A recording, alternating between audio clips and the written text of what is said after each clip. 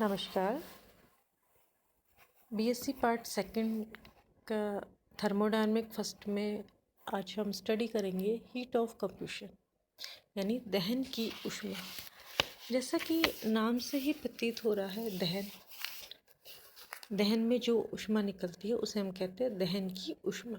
यानी कोई भी जो सब्सटेंस है वो ऑक्सीजन की प्रेजेंस में जलता है तो उसमें हीट प्रोड्यूस होती है, जिसे हम कहते हैं दहन की ऊष्मा। डेफिनेशन की हम बात करते हैं तो डेफिनेशन है इसकी, heat given of when 1 mole of substance is burn completely in excess of oxygen. Oxygen की प्रेजेंस में किसी भी सब्सटेंस का कंप्लीटली बर्न होना कहलाता है heat of combustion. For example, burning of 1 mole of propane in excess oxygen released heat energy 2202 kilojoule। अब बात करते हैं हम स्टैंडर्ड हीट ऑफ कंप्यूशन।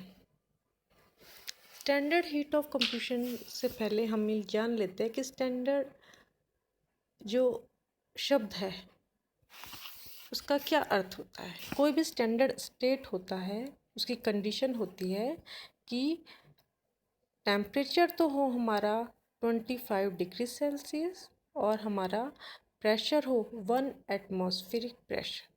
तो ये जो कंडीशन फिल करें तो उसमें अगर कंप्यूशन कराएं तो उसका कहते हैं standard heat of combustion. Heat of reaction of the substance with oxygen to yield specific product, specified products। Standard enthalpy change of combustion को हम किस तरह से शो करते हैं? रिएक्टेंट की हीट ऑफ कंप्यूशन माइनस प्रोडक्ट का हीट ऑफ कंप्यूशन। एग्जाम्पल के थ्रू हम इसे और क्लियर कर लेते हैं कि C2H4 प्लस H2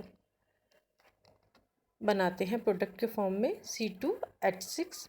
तो जो रिएक्टेंट की हीट ऑफ कंप्यूशन है माइनस कर देंगे प्रोडक्ट का हीट ऑफ कंप्यूशन, तो हमारे पास जो वैल्यू आ जाएगी हीट ऑफ कंप्यूशन की वो है -136 किलोजूल पर मोल इनवर्स।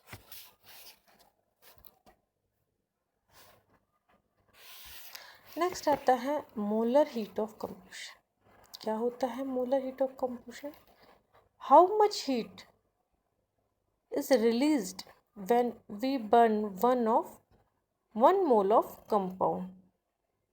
यानी 1 मोल ऑफ कंपाउंड को दहन बर्न करने के लिए कितनी एनर्जी रिलीज हुई है वो कहलाती है 1 molar heat of combustion. Heat of combustion को डिटरमाइन करने के लिए हम जिस एक्सपेरिमेंट को करते हैं उसे हम कहते हैं बम कैलोरीमीटर।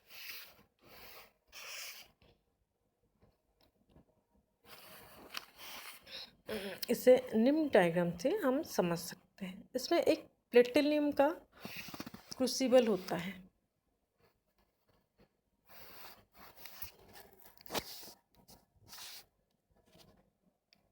ये एक प्लेटिनम का क्रूसिबल है जिसे हम कहते हैं बम। इसमें एक कप है, इसमें जो भी सब्सटेंस जिसे हम कंप्यूशन कराते हैं उसकी निश्चित क्वांटिटी हम इसमें रख देते हैं और इस कप को 2 इलेक्ट्रोड से जुड़ा हुआ एक फायरिंग एलिमेंट लटका देते हैं इस कप में। इस सिलेंडर में 25 एटमॉस्फेरिक प्रेशर पर ऑक्सीजन गैस को इस बम में हम भर देते हैं। अब इस पूरे बम को हम एक कैलोरीमीटर में फिक्स कर देते हैं। जिसमें कि वाटर की एक निश्चित क्वांटिटी लेते हैं। अब कैलोरीमीटर में एक थर्मामीटर लगा देते हैं और एक स्टीरर लगा देते हैं। इस पूरे जो एपेटस को हम ऐसे स्थान पर लगाते हैं जो कि एडियाबैटिक कंडीशन को पूर्ण रूप से प्राप्त कर ले। बच्चों, एडियाबैटिक जो कंडीशन होती है वो क्या होती है कि न तो बाहर से हम हीट ले सके, न हमारी अंदर की हीट बाहर जा चुके। अब कैलोरीमीटर की हीट कैपेसिटी को डिटरमाइन करने के लिए किसी ऐसे सब्सटेंस का कंप्यूशन कराते हैं कि जिसकी हीट कैपेसिटी हमें पहले से ही पता हो। मेनली हम इसके लिए बेंजोइक एसिड का यूज़ करते हैं। तो बेंजोइक एसिड की एक निश्चित क्वांटिटी हम बम में क्रूसिबल में रखकर और हम इसे इलेक्ट्रिक वायर की सहायता से बम में जलाते हैं, जिससे सब्सटेंस का टोटल कंप्यूशन होता है। अब चूँकि जो बम में जो कंप्यूशन की प्रोसेस होता है वो होता है कांस्टेंट वॉल्यूम पर, तो हमें इस जो मेथड से हमें कांस्टेंट वॉल्यूम पर दहन ऊष्मा प्राप्त होती है। जब कांस्टेंट वॉल्यूम पर बम में किसी सब्सटेंस का टोटल कंप्यूशन कराते हैं तो उसमें क्या निकलती है? हीट निकलती है।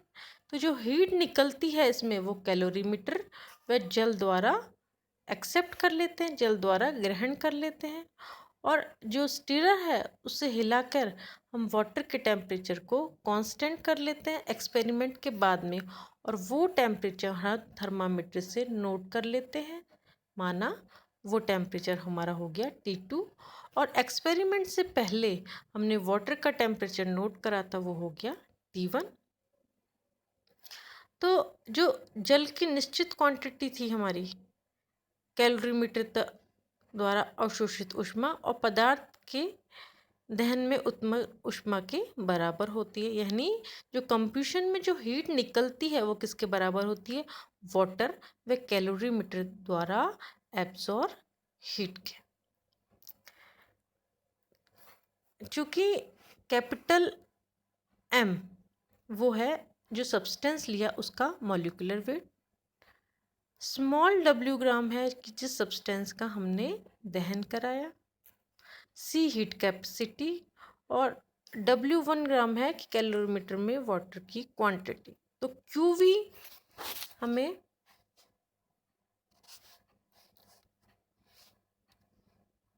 क्या होता है?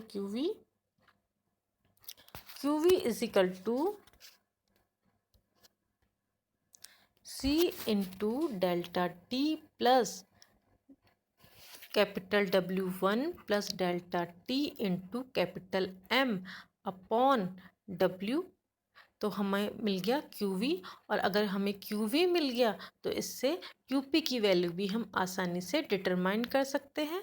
QP is equal to QV plus RT delta N। तो बच्चों, इस फॉर्मूले से हमने कांस्टेंट वॉल्यूम पर हीट ऑफ कंप्यूशन की वैल्यू और कांस्टेंट प्रेशर पर हमने हीट ऑफ कंप्यूशन की वैल्यू को डिटरमाइन कर लिया। नेक्स्ट क्लास में हम आगे के लेसन के बारे में डिस्कस करेंगे। Thank you.